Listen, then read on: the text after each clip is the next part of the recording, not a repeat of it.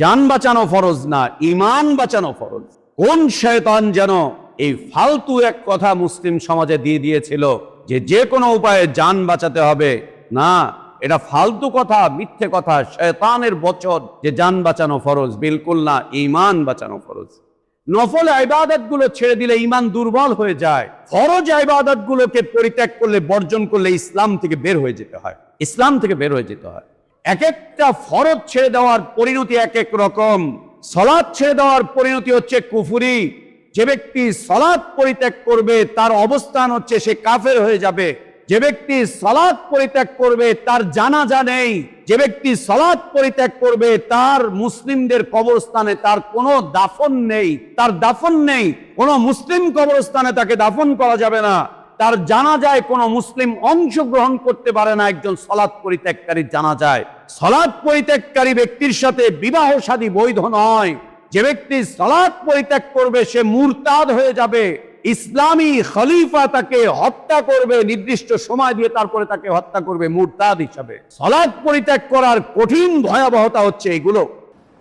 ইন্নাল হামদুলিল্লাহ নাহমাদুহু ওয়া নাস্তাঈনুহু ওয়া নাস্তাগফিরুহু ওয়া নু'মিনু বিহি ওয়া নাতাওয়াক্কালু আলাইহি ওয়া নাউযু বিল্লাহি মিন শুরুরি আনফুসিনা ওয়া মিন সাইয়্যাতি আ'মালিনা মান ইয়াহদিহিল্লাহু ফালা মুদিল্লা লাহু ومن يضلل فلا هادي له وأشهد أن لا إله إلا الله وحده لا شريك له وأشهد أن محمدا عبده ورسوله أرسله بالحق بشيرا ونذيرا وداعيا إلى الله بإذنه وسراجا منيرا أما بعد فإن أحسن الحديث كتاب الله وخير الهدي هدي محمد صلى الله عليه وسلم وشر الأمور محدثاتها وكل محدثة بدعة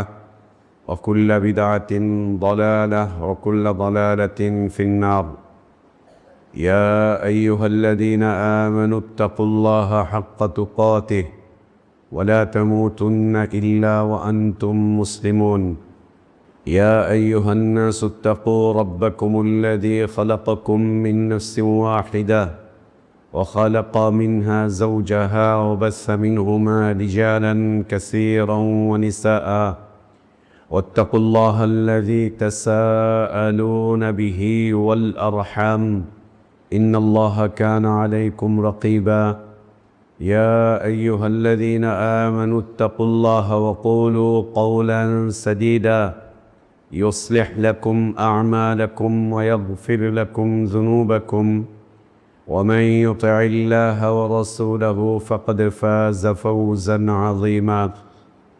اللهم علمنا ما ينفعنا وانفعنا بما علمتنا وزدنا علما. اللهم إنا نعوذ بك من علم لا ينفع ومن قلب لا يخشع ومن نفس لا تشبع ومن دعوة لا يستجاب لها. اللهم آت نفوسنا تقواها وزكها أنت خير من زكاها أنت ولينا ومولاها. يا حي يا قيوم برحمتك نستغيث أصلح لنا شأننا كله ولا تكلنا إلى أنفسنا طرفة عين. سبحانك لا علم لنا إلا ما علمتنا إنك أنت العليم الحكيم. সমস্ত প্রশংসা, যাবতীয় গুণগান একমাত্র, কেবলমাত্র, শুধুমাত্র আল্লাহ রব্বুল আলামিন, আহকামুল হাকিমিন, আরহামুর রাহিমিন, ইলাহুল আলামিনের জন্য, যিনি আমাদেরকে মুসলিম করে সৃষ্টি করেছেন, যিনি আমাদের জন্য উত্তম হালাল রিজকের ব্যবস্থা করেছেন, যিনি আমাদেরকে বিশুদ্ধ হিদায়াতের পথে আহ্বান জানিয়েছেন, যিনি আমাদেরকে মৃত্যু দিবেন, যিনি আমাদেরকে পুনরায় কিয়ামতের দিন তার সামনে হিসাবের মুখোমুখি করবেন এবং বিশুদ্ধ ঈমান, বিশুদ্ধ আমলের ভিত্তিতে যিনি আমাদেরকে নাজাত আর জাযা দান করবেন, সে আল্লাহরই প্রশংসা যিনি আমাদেরকে জুমার সালাত আদায়ের জন্য পৃথিবীর শ্রেষ্ঠতম পবিত্রতম স্থান মসজিদে আসার তৌফিক দান করেছেন। আলহামদুলিল্লাহ। সালাতু সালাম আমাদের প্রিয় নবী মুহাম্মদুর রাসূলুল্লাহ সাল্লাল্লাহু আলাইহি ওয়া আলিহি ওয়াসাল্লামের প্রতি। আল্লাহ সুবহানাহু ওয়া তাআলা যাকে কল্যাণের আধার করে বিশ্ব মানবতার জন্য মুক্তির দূত করে পাঠিয়েছিলেন, যার আদর্শের বাস্তবায়ন করা আমাদের উপর ফরজ করে দেওয়া হয়েছে, যার আদর্শের বাস্তবায়নই প্রকৃত হিদায়াত, কল্যাণ, নাজাত আর সফলতার একমাত্র পথ। আল্লাহুম্মা সাল্লি আলা মুহাম্মদ ওয়া আলা আলি মুহাম্মদ কামা সাল্লাইতা আলা ইব্রাহিম ওয়া আলা আলি ইব্রাহিম ইন্নাকা হামিদুম মাজিদ। আল্লাহুম্মা বারিক আলা মুহাম্মদ وعلى آل محمد كما باركت على إبراهيم وعلى آل إبراهيم إنك حميد مجيد। الحمد لله। আল্লাহ তাবারক ওয়া তাআলার বিশেষ দয়ায়, তার বিশেষ অনুগ্রহে, তার বিশেষ করুণায় আমরা আল্লাহর পক্ষ থেকে আসা সর্বশ্রেষ্ঠ সর্বশেষ তার পছন্দনীয় দিনটুকু জানতে, বুঝতে, মানতে চেষ্টা করছি। আল্লাহর কাছে আমাদের দোয়া, আল্লাহ আমাদের এ দিনই জীবনটুকু কবুল করে নেন। আমাদের ভুলগুলো আল্লাহ সংশোধন করে দেন। আমাদের গুনাহগুলো, অন্যায়গুলো, অপরাধগুলোকে আল্লাহ মাফ করে দেন। আল্লাহ আমাদেরকে ঈমান আর ইসলামের প্রকৃত সৌন্দর্যের উপর বেঁচে থাকার তৌফিক দান করেন। ঈমান আর ইসলামের পূর্ণতার উপরেই আল্লাহ আমাদেরকে মৃত্যু দান করেন। আমিন। সম্মানিত উপস্থিতি, প্রিয় মুসলিম ভাইরা, আমরা গত জুমার খুতবায় আলোচনা করেছিলাম ঈমানের হিফাজত বা ঈমান সংরক্ষণ বিষয়বস্তু নিয়ে। আমরা খুতবায় যে বিষয়টি বুঝাতে চেষ্টা করেছিলাম যে আমাদেরকে সবচাইতে বেশি গুরুত্ব এবং প্রাধান্য দিতে হবে আমাদের ঈমানের হিফাজতের বিষয়ে। যে কোনো মূল্যে আমাদের ঈমানকে হিফাজত করতে হবে, যে কোনো মূল্যে।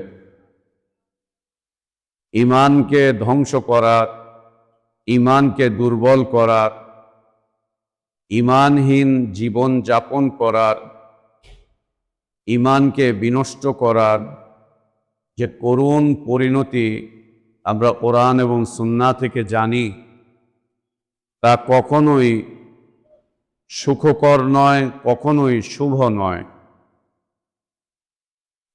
এবং তা কখনোই জীবনের কোনো ক্ষেত্রে সফলতার বার্তা এনে দেয় না।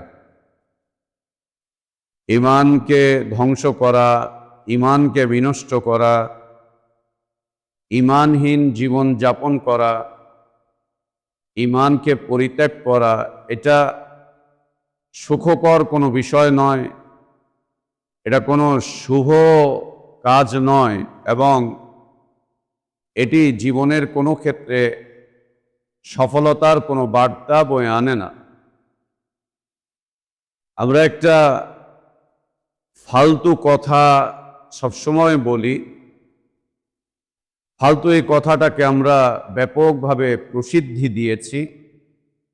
এই ফালতু কথাটা ব্যাপকভাবে আমাদের মাঝে ছড়িয়ে আছে।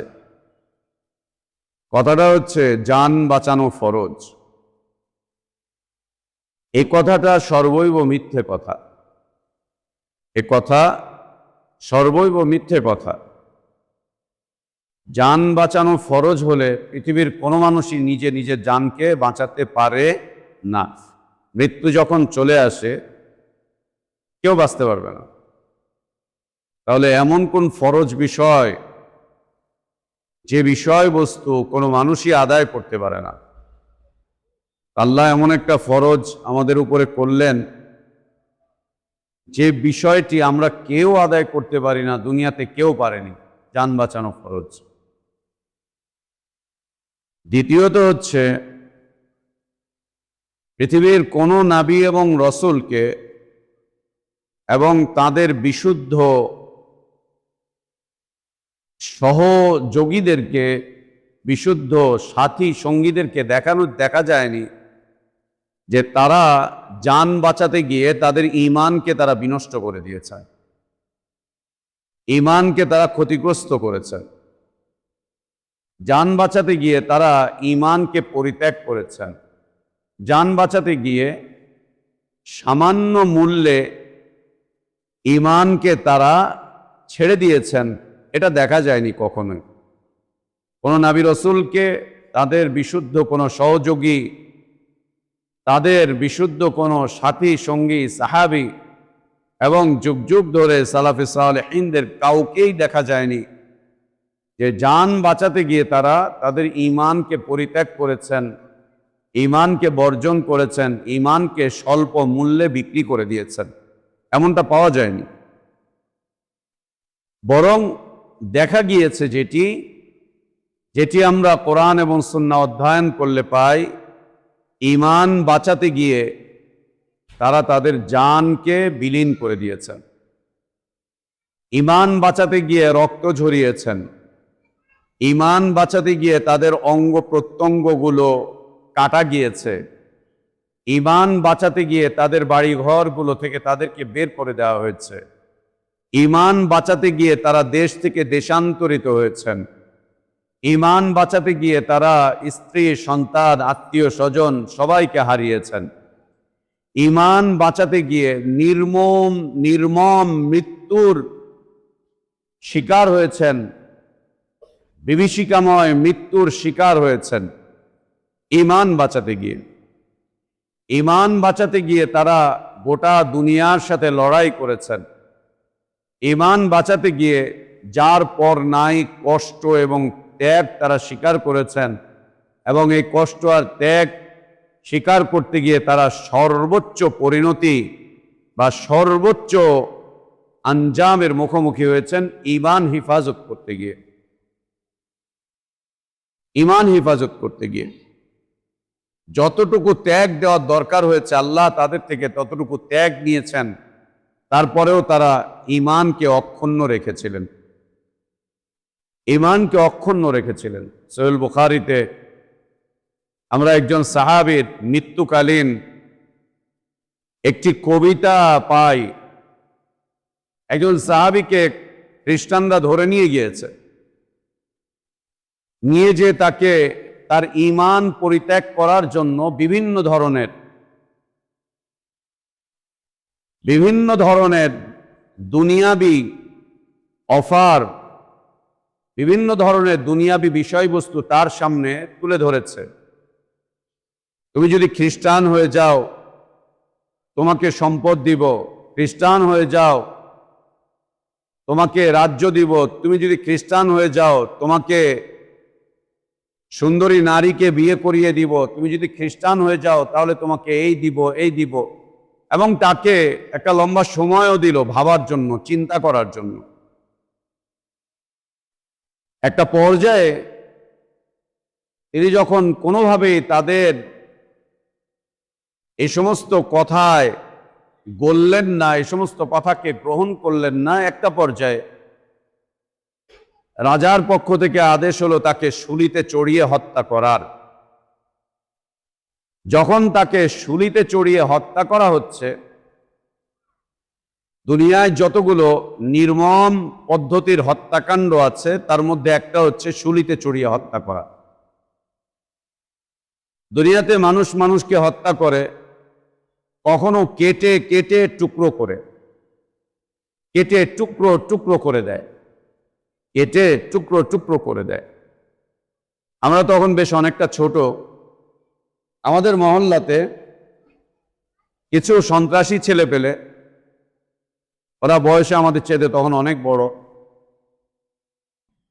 এরা ওদেরই এক বন্ধু, নাম ছিল বকুল, ওকে ওরা হত্যা করলো। হত্যা করে ছোট ছোট টুকরো করেছিল, এরকম টুকরো করে এই মাংসের টুকরোগুলোকে কসাইরা যেমন গামলায় করে নিয়ে আসে, ওরা গামলায় করে নিয়ে এসেছিল, মাথায় করে এনে ওরা এই মাংসের টুকরোগুলো এলাকায় ছড়িয়েছিল। কি নির্মমতা মানুষকে হত্যা করার। তো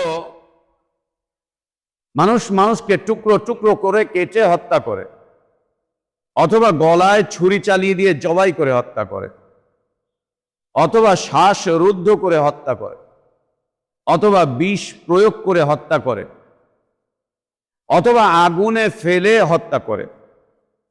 আল্লাহু আকবার। এই যে হত্যাকাণ্ডগুলোর কথা বললাম, এই হত্যাকাণ্ডগুলো আম্বিয়া আলাইহিমুসসালাতু ওয়াসসালামদের সাথে কাফের মুশরিকরা এই হত্যাকাণ্ডের এই পদ্ধতিগুলো তারা বাস্তবায়ন করেছিল। কোন নবীকে জবাই করে হত্যা করেছে, কোন নবীকে আগুনে পুড়িয়ে হত্যা করেছে, কোন নবীকে টুকরো টুকরো করে হত্যা করেছে। কোন নবীকে বিষ প্রয়োগে হত্যা করেছে। এবং এই সকল পদ্ধতির হত্যাকাণ্ড আল্লাহ নবী সাল্লাল্লাহু আলাইহি ওয়াসাল্লামের সাথে করতে চেয়েছিল কাফের মুশরিকরা, কিন্তু আল্লাহ তাকে হেফাজত করেছিলেন। তো এই যে নির্মম হত্যাকাণ্ডগুলো, এই ধরনের নির্মম ভাবে মানুষকে হত্যা করা হয়, এর মধ্যে নির্মমতার একটা প্রতিচ্ছবি হচ্ছে শুলিতে চড়িয়ে হত্যা করা। পায়ুপথ দিয়ে একটা রড ঢুকে যাবে, মাথার এই খুলি দিয়ে বের হবে, মাঝখান দিয়ে ঘুরে ঘুরে উঠতে থাকবে। দীর্ঘ সময় এই লোকটা এই শাস্তির মধ্যে থাকবে। ধীরে ধীরে তার শরীর থেকে রক্তক্ষরণ হতে হতে হতে হতে এরপরে সে মৃত্যুর কোলে ঢলে পড়বে। একটা নির্মম হত্যাকাণ্ডের পদ্ধতি পৃথিবীতে ছিল।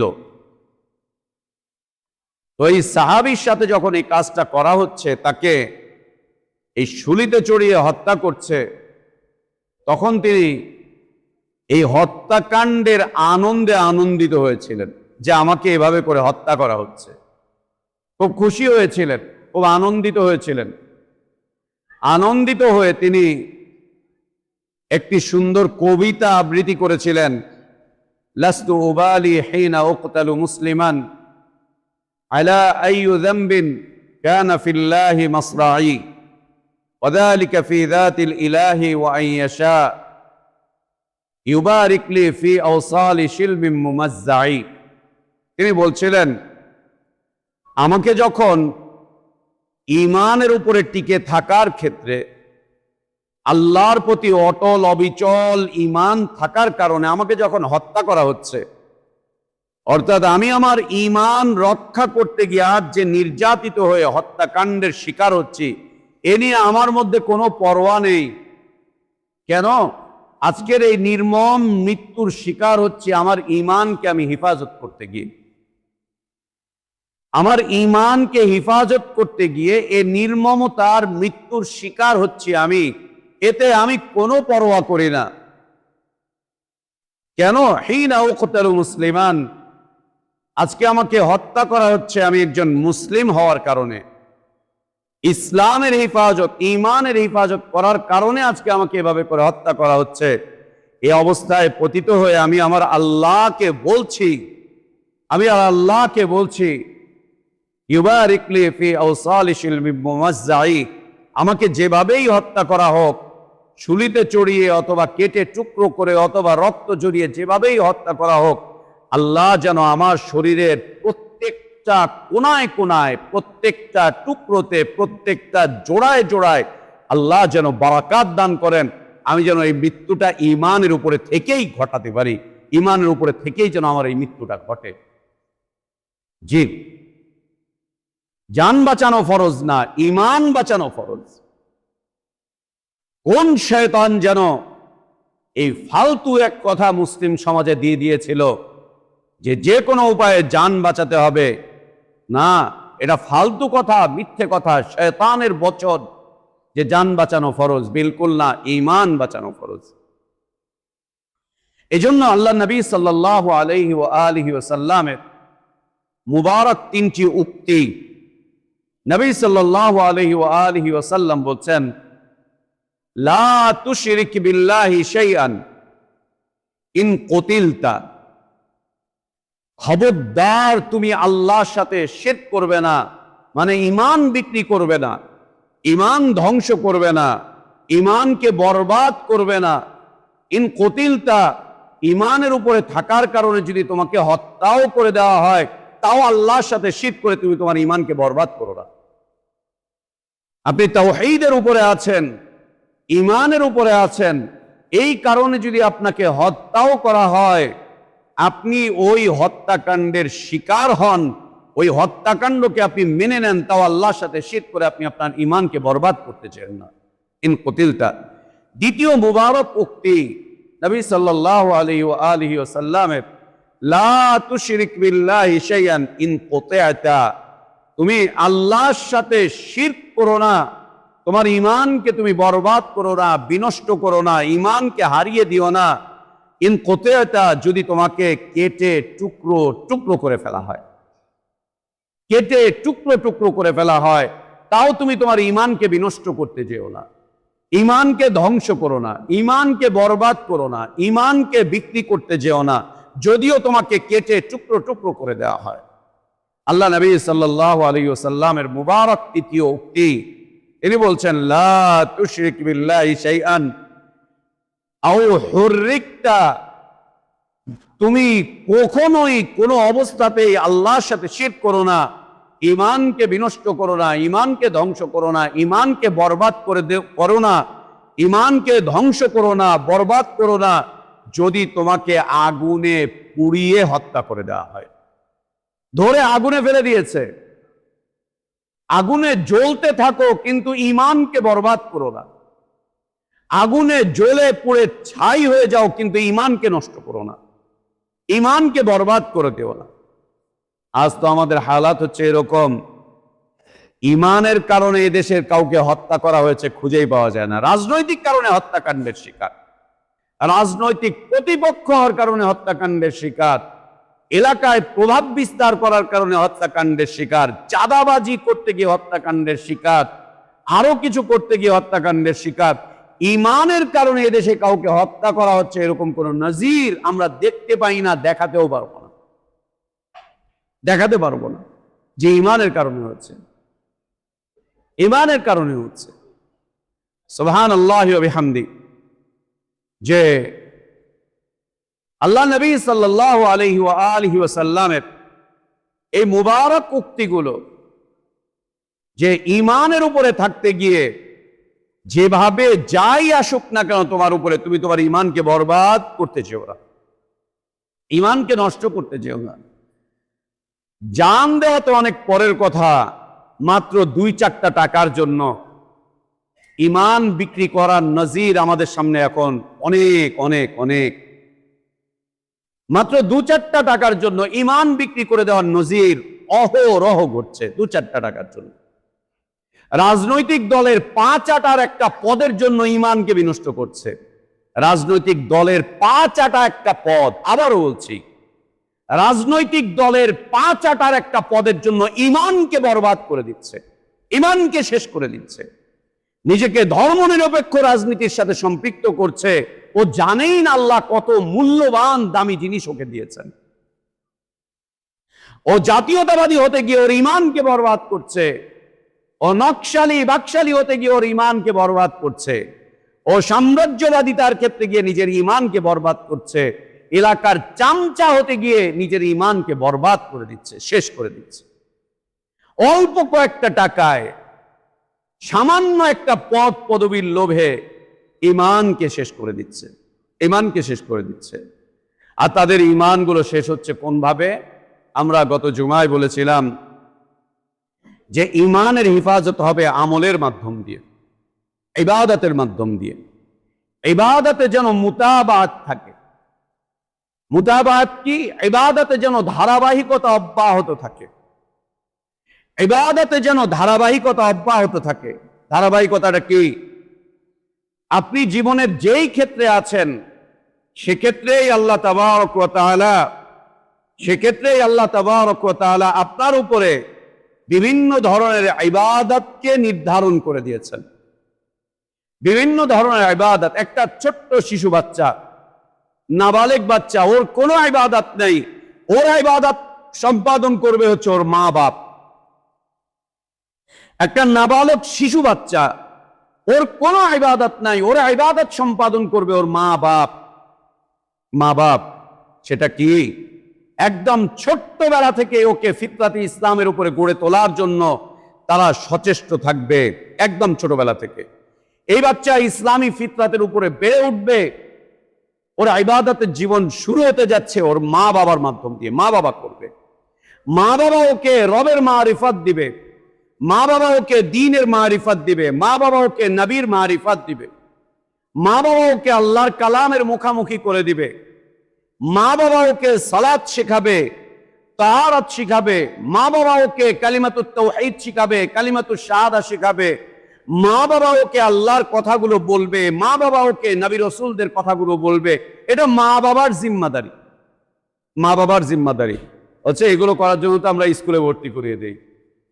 মাশাআল্লাহ, স্কুলে যে স্যাররা পড়ায় ওদের বাপ মা ওদেরকে এই শিক্ষা দেয় নাই। আপনাদেরকে কোথায় শিখাবে? আপনার বাচ্চাদেরকে স্কুলে বাচ্চাদেরকে তাদের স্যাররা কি শিখায় আমরাই জানি, আপনারাও জানেন কি শিখায়, আপনারাও জানেন কি শিখায়। ওরা নিজেরাই কোরআন জানে না, ওরা নিজেরাই আল্লাহকে চেনে না, ওরা নিজেরাই আল্লাহকে চেনে না। এত বড় দাড়ি, স্কুলের ধর্মীয় শিক্ষক ও হিন্দু ধর্ম শিক্ষা পড়ায়। আজীব, হিন্দু ধর্ম শিক্ষা পড়ায়।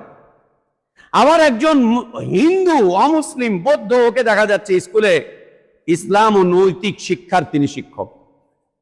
ইসলামের শিক্ষক অমুসলিম, ইসলামের শিক্ষক অমুসলিম, আর অমুসলিমদের ধর্মের ধর্মীয় শিক্ষক হচ্ছে একজন মুসলিম। লা ইলাহা ইল্লাল্লাহ, লা ইলাহা ইল্লাল্লাহ, লা ইলাহা ইল্লাল্লাহ। এগুলো মা বাবার কাজ, এগুলো মা বাবার কাজ। দুনিয়ায় শিক্ষা ব্যবস্থার যে করুণ পরিণতি ঘটবে এটা আল্লাহ জানতেন না? এটা আল্লাহ জানতেন না? আল্লাহ জানেন, আল্লাহ জানেন শিক্ষা ব্যবস্থার এই করুণ পরিণতি ঘটবে। এই জন্য ন্যাচারাল ইসলামের, ফিতরাতি ইসলামের শিক্ষা আল্লাহ তাবারক ওয়া তাআলা মা বাবার হাতে ন্যস্ত করে দিয়েছেন।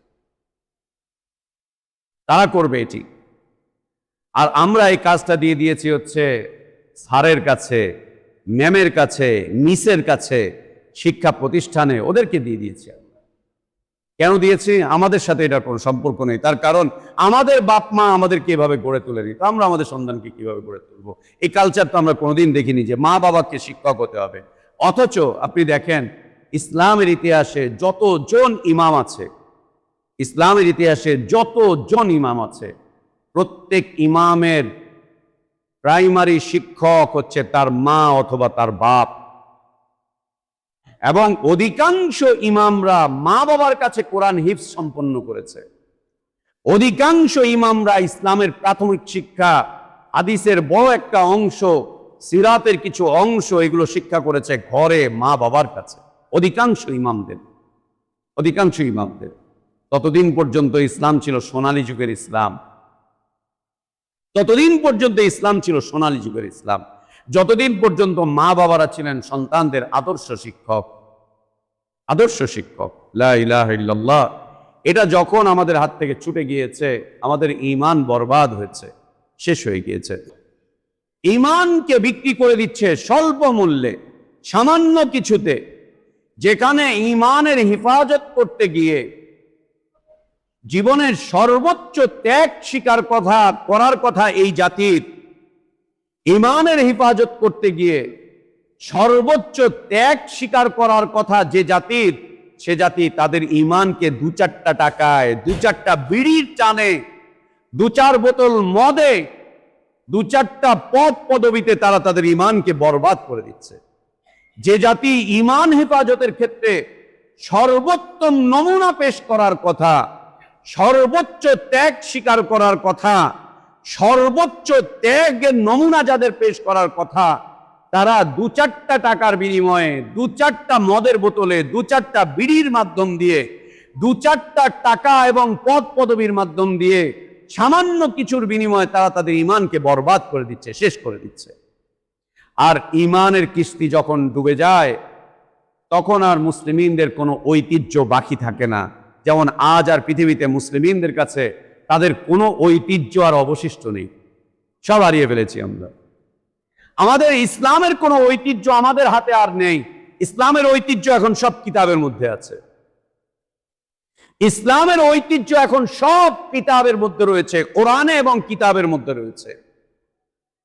আমাদের মাঝে, আমাদের অঞ্চলে, আমাদের সমাজে, আমাদের গোষ্ঠীতে, আমাদের পরিবারে এখন আর ইসলামের কোনো ঐতিহ্য খুঁজেই পাবেন না। দেখেন না আপনি 6 দানার ভিতরে ঐতিহ্যবাহী সালাফি আহলে হাদিস, ঐতিহ্যভাবে খাঁটি মুসলিম একটা পরিবার, যারা 150-200 বছর যাবৎ ইসলামের ঐতিহ্যকে একেবারে মাটি কামড়ে খিচে ধরে আছে। দেখান তো এই 6 দানার মধ্যে, দেখান, দেখাতে পারবেন না। কি দেখাতে পারবো? ঐতিহ্যবাহী ফ্যামিলিগুলো রাজনীতির ভাষায় ভেসে, রাজনীতির জোয়ারে ভেসে তারা সব শেষ হয়ে গিয়েছে। ঐতিহ্যবাহী ফ্যামিলিগুলো অশ্লীলতায় ভেসে গিয়েছে। ঐতিহ্যবাহী ফ্যামিলিগুলো শেষ হয়ে গিয়েছে, তাদের মাঝে আর ইসলামের কিচ্ছু খুঁজে পাওয়া যাচ্ছে না। ওদের জেনারেশন এখন নাস্তিকতার মধ্যে ডুবে যাচ্ছে, ওদের জেনারেশন এখন কালো অধ্যায়ে ডুবে যাচ্ছে। এটাই দেখাতে পারবো, এটাই দেখাতে পারবো। দেখান হাজিরপুকুর, পারবেন না।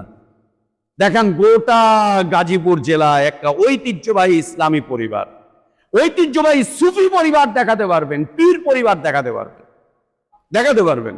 আমি দেখাতে পারবো যে ঐতিহ্যবাহী সুফি পরিবার, পীর পরিবার, কবর পূজারী পরিবার, মাজার পূজারী পরিবার, ঐতিহ্যবাহী রাজনৈতিক পরিবার, ঐতিহ্যবাহী বিশুদ্ধ ইসলামী পরিবার, যারা তাদের কৃষ্টি কালচারগুলোকে আজও ধরে আছে, নিদারুণ কষ্টের মধ্যে থেকেও তারা দ্বীনের এই খিদমতটুকুকে আঞ্জাম দিয়ে যাচ্ছে, ধরে যাচ্ছে।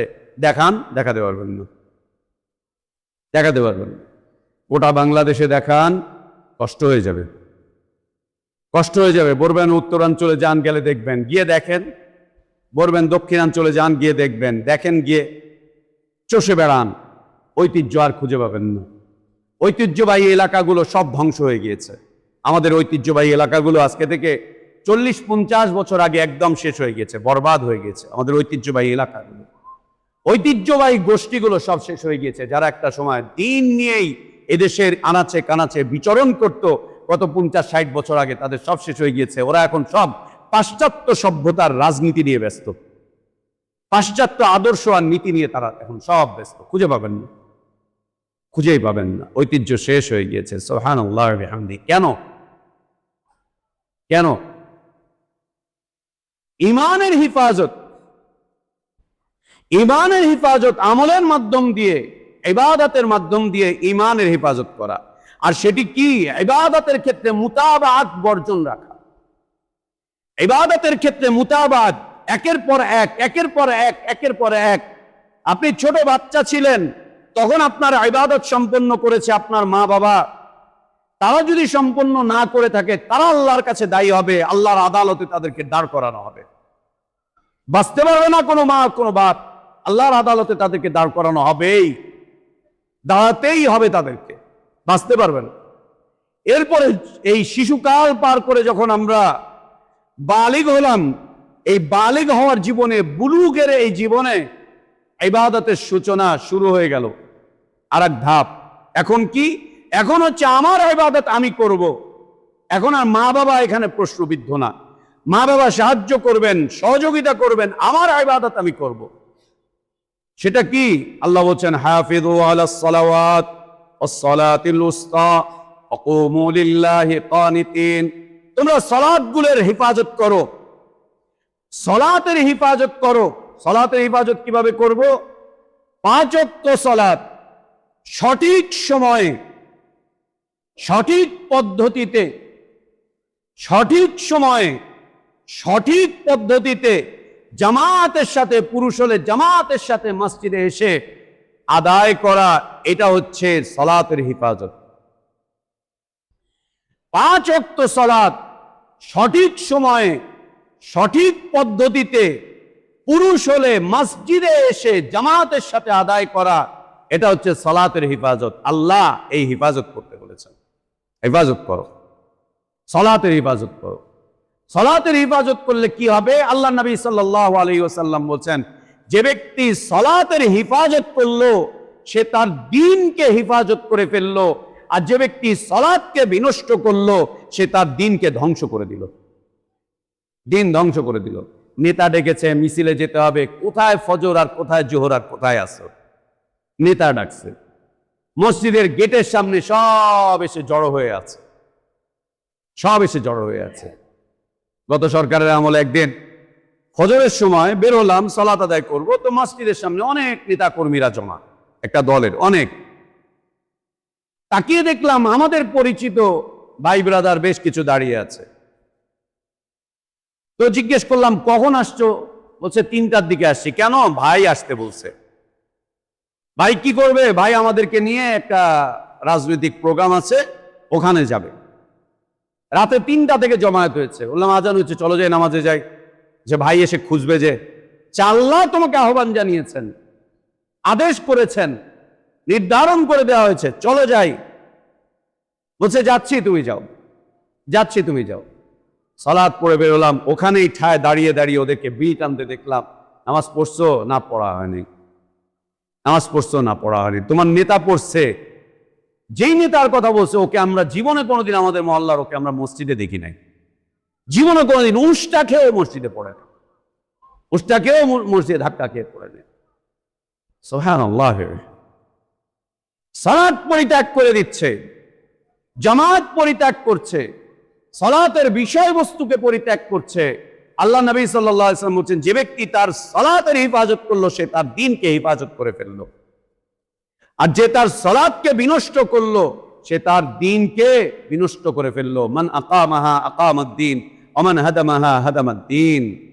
যে সালাতকে নষ্ট করলো সে তার দ্বীনকে বরবাদ করে দিল, শেষ করে দিল। ইবাদতের ক্ষেত্রে মুতাবাত, ইবাদতের ক্ষেত্রে মুতাবাত, সালাত, এক ওয়াক্ত সালাতের পরে আরেক ওয়াক্ত সালাতের জন্য নিজেকে প্রস্তুত রাখা, এক ওয়াক্ত সালাতের পরে আরেক ওয়াক্ত সালাতের জন্য নিজেকে প্রস্তুত করে রাখা, নিজেকে রেডি করে রাখা। খেতে কাজ করবেন, করেন, ফ্যাক্টরিতে কাজ করবেন, করেন, দোকানে বসবেন, বসেন, বাসায় যাবেন, যান, ঘুমাতে যাবেন, যান, কিন্তু নিজেকে প্রস্তুত করে রাখেন যে পরের ওয়াক্ত সালাতে আপনি উপস্থিত হবেন। রেডি করে রাখেন যে আপনি পরের ওয়াক্ত সালাতে উপস্থিত হবেন। যদি পারেন আজানের আগে চলে আসতে, আজানের আগে আসেন। যদি পারেন মসজিদে অপেক্ষা করতে, এক ওয়াক্ত সালাতের পর থেকে নিয়ে আরেক ওয়াক্ত সালাত পর্যন্ত যে ব্যক্তি অপেক্ষা করে, নবী সাল্লাল্লাহু আলাইহি ওয়াসাল্লাম বলছেন আল্লাহ তার এই মধ্যবর্তী সময়ের গুনাহগুলোকে আল্লাহ মাফ করে দেন। আরেক ওয়াক্ত সালাতের জন্য যে ব্যক্তি অপেক্ষা করে, নবী সাল্লাল্লাহু আলাইহি ওয়াসাল্লাম বলছেন আল্লাহ তাবারক ওয়া তাআলা তাকে যেন সালাতের মধ্যেই রেখে দিয়েছেন। আপনি জোহর আদায় করে আসরের জন্য মসজিদে অপেক্ষা করছেন, নবী সাল্লাল্লাহু আলাইহি ওয়াসাল্লাম বলছেন এ যেন সালাতের মধ্যে এখনো রত আছে, এখনো যেন সালাতের মধ্যেই রত আছে, সালাতের মধ্যেই রত আছে। মুতাবাত ইবাদতের ক্ষেত্রে, ইবাদতের ক্ষেত্রে মুতাবাত করা, একটার পর একটা, একটার পর একটা। সিয়ামের ক্ষেত্রে মুতাবাত করা, একটার পর একটা, একটার পর একটা। নিয়মতান্ত্রিকতার সাথে সিয়াম চালাতে থাকা, সিয়াম বর্জন না করা, পরিত্যাগ না করা, পরিত্যাগ না করা। ইবাদতের ক্ষেত্রে মুতাবাত, যাকাত আদায় করা, যাকাতকে খেল তামাশার পাত্রে পরিণত না করা, যাকাত ফাঁকি দেওয়ার চেষ্টা ফিকির না করা। যাকাত ফাঁকি দেওয়ার কত পদ্ধতি বের হয়েছে।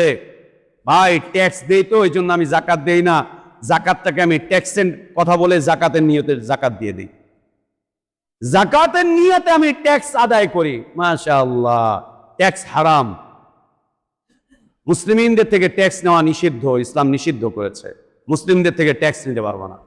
মুসলিমরা যাকাত দিবে, সাদাকা দিবে, ফরজে হাসানা দিবে, এমনিতেই দান করে দিবে। মুসলিমরা রাষ্ট্রীয় প্রয়োজনে দান করবে, সমাজের প্রয়োজনে দান করবে, কিন্তু মুসলিমদের থেকে ট্যাক্স দিতে পারবে না, এটা নিষিদ্ধ। আল্লাহ নবী সাল্লাল্লাহু আলাইহি ওয়াসাল্লাম নিষেধ করে দিয়েছেন।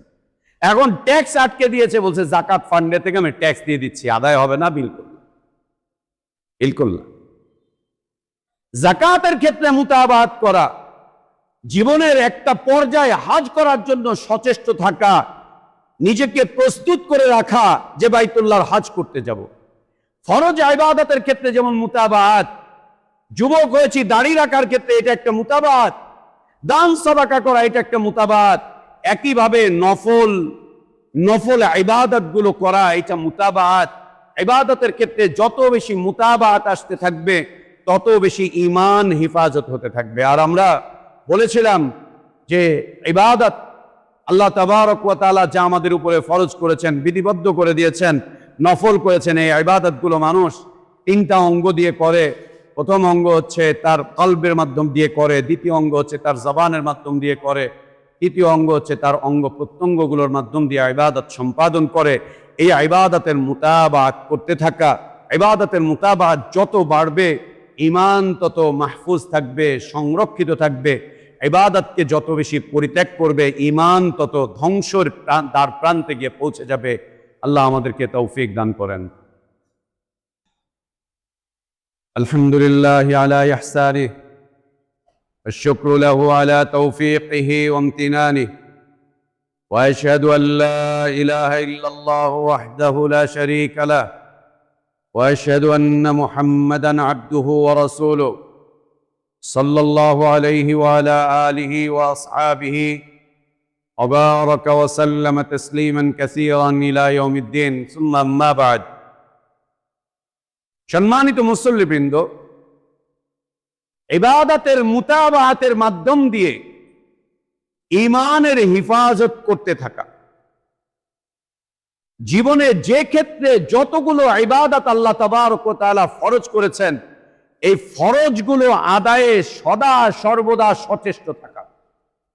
ফরজ যেন কোনোভাবে ছুটে না যায়, ফরজগুলো আদায়ে যেন কোনোভাবেই আমরা দুর্বল হয়ে না পড়ি, ফরজগুলো আদায়ের ক্ষেত্রে কখনোই যেন আমরা শৈথিল্যতা প্রদর্শন না করি, ফরজগুলো আদায়ের ব্যাপারে আমরা কখনোই যেন গাফলতি না করি, ফরজগুলো যেন আমরা পরিত্যাগ না করি, ফরজগুলো যেন আমরা ছেড়ে না দেই, আমরা যেন ছেড়ে না দেই।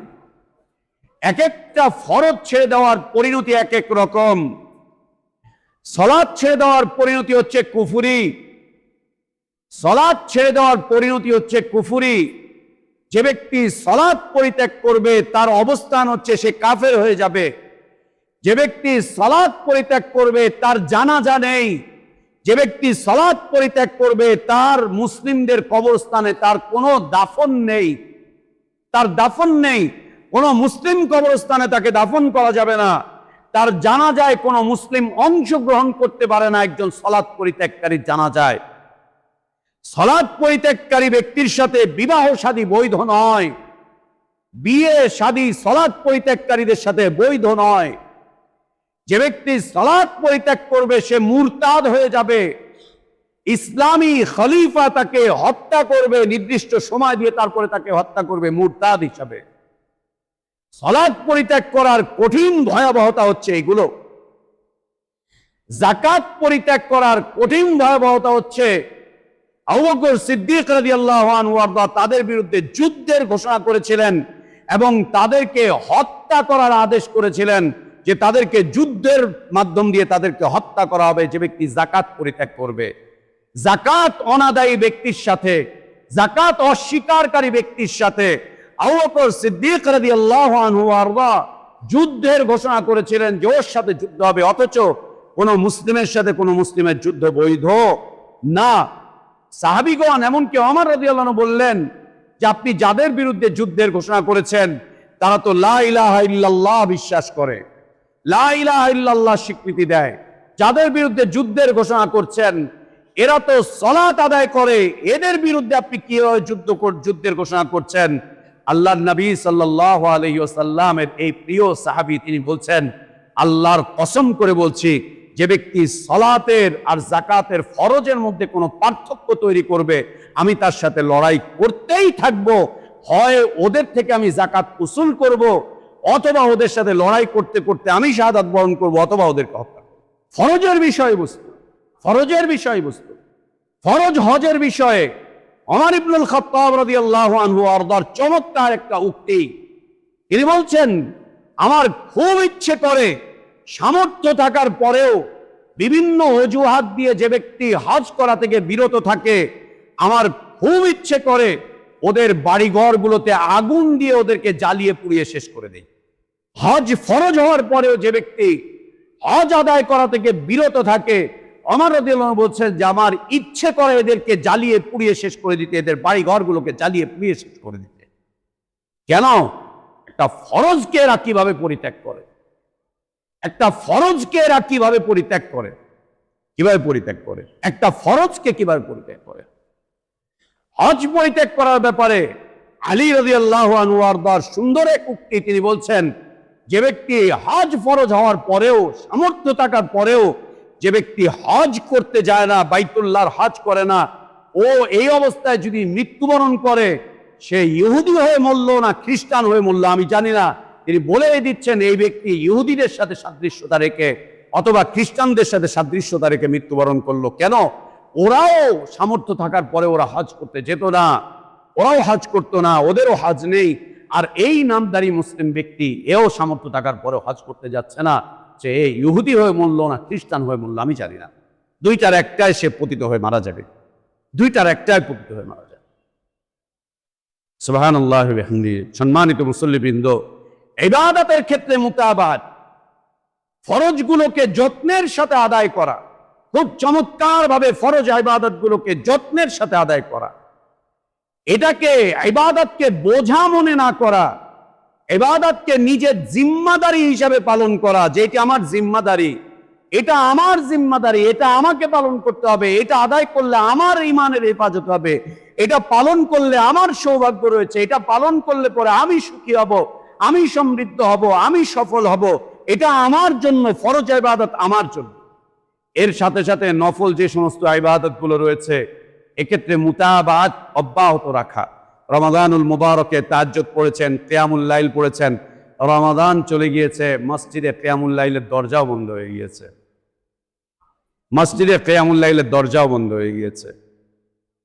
রমাদানে জামাতের সাথে আদায় করেছেন, এখন তো অন্তত একাকী আদায় করেন, একাকী আদায় করেন, মসজিদ বন্ধ, ঘরে তো আদায় করেন, ঘরে তো আদায় করেন, তাও না, ঘরে তো আদায় করেন, তাও না।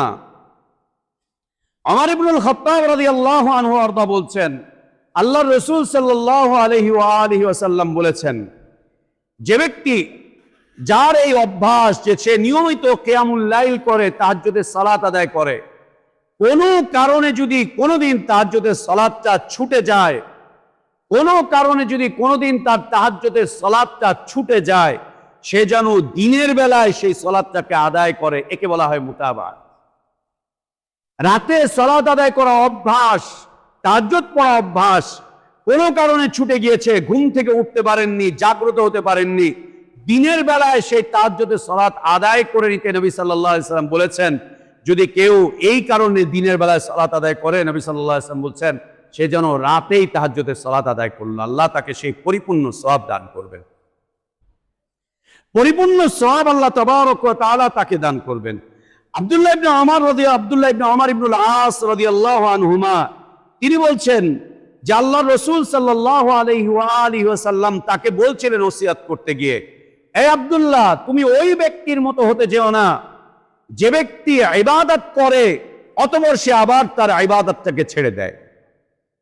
দান করতেন, হঠাৎ করে দান করা বন্ধ করে দিয়েছেন, তাহাজ্জুদ আদায় করতেন, তাহাজ্জুদ আদায় করা বন্ধ করে দিয়েছেন, নফল সিয়াম রাখতেন, নফল সিয়াম রাখা বন্ধ করে দিয়েছেন, বন্ধ করে দিয়েছেন, আল্লাহর রাস্তায় মানুষকে দাওয়াত দিতেন, দাওয়াত দেওয়া বন্ধ করে দিয়েছেন, কোরআনুল কারীমের তেলাওয়াত করতেন, তেলাওয়াত করা বন্ধ করে দিয়েছেন, মানুষের কাছে দ্বীনের তাবলীগ করতেন, তাবলীগ করাকে বন্ধ করে দিয়েছেন।